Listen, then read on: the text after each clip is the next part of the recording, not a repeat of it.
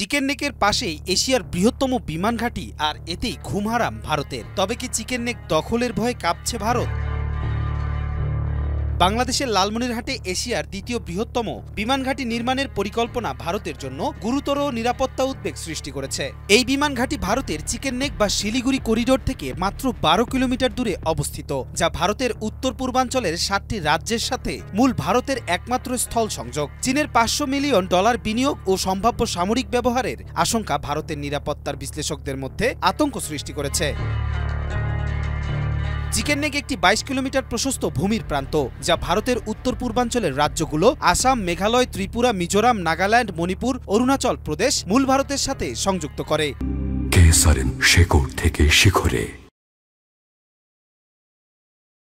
এই করিডোর নেপাল, ভুটান, বাংলাদেশ ও চীনের তিব্বত দ্বারা ঘেরা, যা এটিকে একটি কৌশলগত চোখ পয়েন্ট করে তুলেছে। যে কোনো সামরিক হুমকি এই অঞ্চলের সরবরাহ লাইন ব্যাহত করতে পারে, যা ভারতের জাতীয় নিরাপত্তার জন্য গুরুতর ঝুঁকি। বিমান ঘাঁটিটি ভারতের সীমান্ত থেকে ১০ কিলোমিটার ও চিকেন নেক থেকে ১২ কিলোমিটার দূরে অবস্থিত।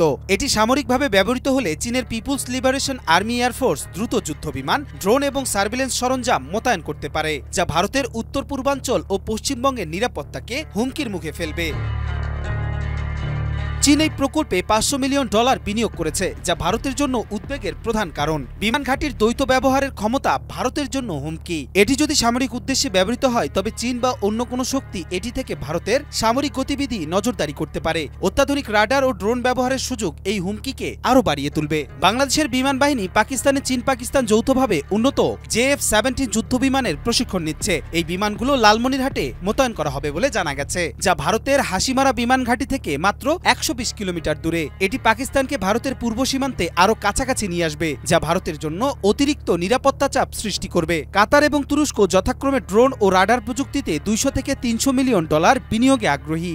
যুক্তরাষ্ট্র অনানুষ্ঠানিকভাবে আগ্রহ প্রকাশ করেছে। এই আন্তর্জাতিক জড়িততা প্রকল্পটিকে আরো জটিল করে তুলেছে। ভারত এই উন্নয়ন নিবিড়ভাবে পর্যবেক্ষণ করছে। ভারতীয় সেনাবাহিনীর এই অঞ্চলে শক্তিশালী উপস্থিতি রয়েছে এবং ৩০-৪০ কিলোমিটারের মধ্যে এই বিমান ঘাঁটি ভারতের ১৫৫ মিলিমিটার বোফোর্স এবং ATAGS আর্টিলারির নাগালের মধ্যে রয়েছে, যা যুদ্ধের সময় এটিকে নিষ্ক্রিয় করতে পারে। এছাড়া ভারত ও অন্ধ্রপ্রদেশের রামবিল্লিতে নতুন নৌঘাঁটি নির্মাণ করেছে, যেখানে পারমাণবিক ব্যালিস্টিক মিসাইল সাবমেরিন মোতায়েন করা হবে।